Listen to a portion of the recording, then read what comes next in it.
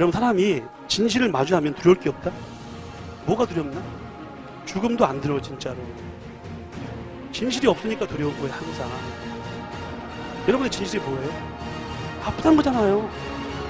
그걸 인정하시라고요. 제대로 아프시라고요. 근데 계속 피하잖아요. 그러니까 계속 어중간하게 아픈 거예요. 그게 쌓이면 뭐가 된다고요? 한이 맺히는 거예요. 그때부터. 예, 12월입니다. 이제 곧 크리스마스가 다가옵니다. 크리스마스가 다가오면 좀 어릴 적의 추억이 참 많이 떠오릅니다. 저는 충남에 있는 예산 성결교회에서 어린 시절을 보냈습니다. 저희 외할머니이신 강순찬 권사님하고 참 추억이 많았습니다.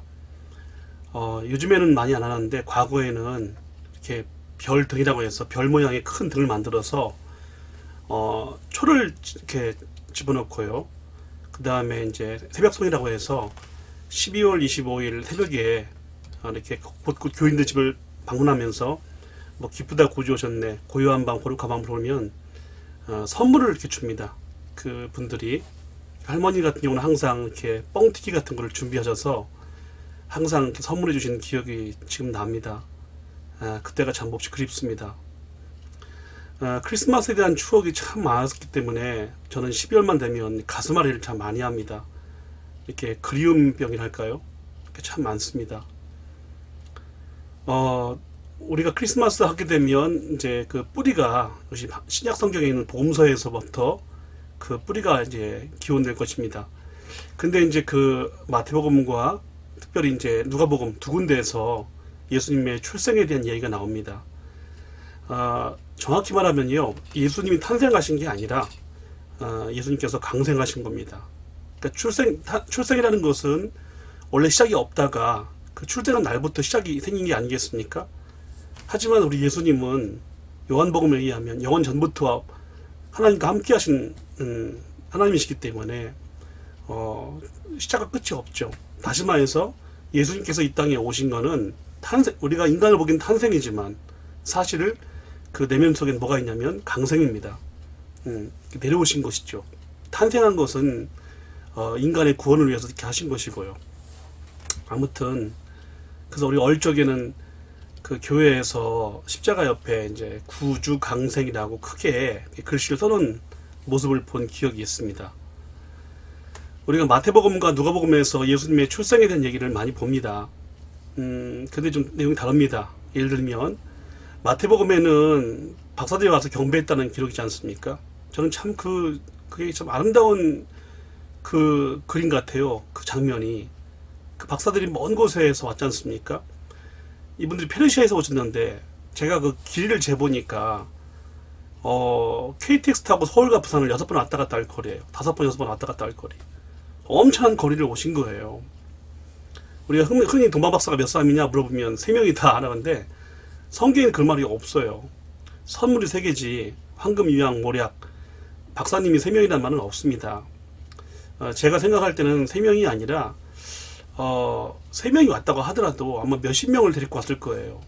생각해 보세요. 그분들이 고귀한 분들인데 그 먼 거리를 여러분들 여행하면서 낙타 물은 누가 먹여주고 보물은 누가 지켜주고 밤에 텐트는 누가 쳐주고 그런 것들을 다 생각한다면은 굉장히 많은 인원이 아마 왔을 거라고 생각을 합니다. 그렇기 때문에 당시에 예루살렘의 헤롯 대왕이 그 박사들을 보면서 놀라 기겁했지 않습니까? 몇 명이 와서 거짓고를 하면 누가 놀라겠습니까? 놀랄 이유가 없죠. 근데 예수님께서는 유대인의 왕이신데 성경에 보니까 마태복음에 의하면 한 명도 경배를 간 적이 없어요. 그러니까 유대인들은 경배를 간 적이 없어요. 오히려 유대인이 아닌 이방인들을 대표하는 그 박사들이 와서 경배했다는 기록이 남아 있습니다. 그리고 마태복음 자체가 그 구약을 잘 알고 있다가 예수님을 믿고 예수가 그리스도이다, 즉 메시아이다라고 고백한 사람들이 모여서 만든 공동체였습니다. 우리가 마태복음이라고 하지만 이제 우리는 흔히 마태 공동체, 마태 교회죠. 이렇게 표현을 합니다. 그러니까 마태 교회 구성원들은 원래 유대인이었다가 그들 구약을 잘 알고 있지 않겠습니까? 알고 있다가 예수님을 메시아로 믿고 고백한 사람들이 모인 공동체, 교회, 그게 마태 공동체입니다. 그들을 위해서 주신 말씀이 마태복음입니다. 그래서 마태복음에는 다른 복음서보다 구약을 인용하는 횟수가 굉장히 많습니다. 제가 알기는 한 65회 이상, 뭐 이사야가 일렀을 때, 그 말씀에 가라사대 하면서 이렇게 이미 구약에 했던 말씀을 전제하는 내용이 많이 나옵니다. 반면 누가복음에는 예수님은 굉장히 그 서민들을 대표하는, 서민들을 품어주시는, 민중들을 품어주신 예수님으로 이렇게 묘사가 되어 있습니다. 그래서 마태복음에는 박사님 와서 경배한다는 기록이 없죠. 경배했겠지만 그 기록은 없습니다. 대신에 그 목동들이 와서 경배했다.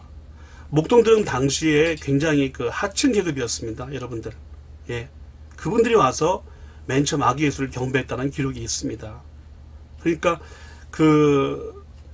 누가복음에 의하면 예수님은 소외된 자, 가난한 자, 낙심한 자, 병든 자, 뭐 당시 사회가 버린 세리 창녀들, 그런 사람들의 친구라고 이제 묘사가 되어 있기 때문에 예수님의 출생도 박사들이 경배한 것이 아니라 목동들이 경배했다고 기록이 되어 있는 것입니다. 왜냐하면 누가가 목회했던 사람들이 대부분 가난했고 또 이방인들이었고 여인들이 많았고 이제 사회적으로 버림당하는 사람이 많았기 때문에 그런 사람들을 대상으로 썼기 때문에 개인적으로 누가복음을 읽어보면요 굉장히 뭐랄까요 섬세한 서술이 있습니다. 내용 자체가. 그리고 굉장히 뭐랄까요 소외된 자들의 이야기가 많이 나오죠. 삭개오 얘기도 거기서 나옵니다. 여러분들 삭개오. 그래서 여러분들 우리가 교회에서 잘 듣지 못하겠지만은 마태, 마가, 누가, 요한복음이 쓰여진 내용이 다 달라요. 전 처음에 어릴 적에는 비슷한 내용이 있으니까 왜 이거를 이렇게 하나만 썼지 이렇게 네 개를 썼을까 참 고민을 많이 했는데 나중에 신학 공부를 하니까 그게 아니더라고요. 마태와 마가와 누가와 요한의 신학이 달라요. 또 바울 신학도 다릅니다. 그러니까 다르지만 성경은 묘한 통일성을 주거든요, 우리한테. 그것이 왜냐하면 하나님의 계시이기 때문에 계시는 통일성이 있어요, 통일성이. 그래서 계시 속에서 기록된 말씀이기 때문에 약간의 내용은 다를 수 있지만은 그러나 예수님에 대한 그런 여러 가지 모양. 그러니까 어떻게 표현해야 될까요?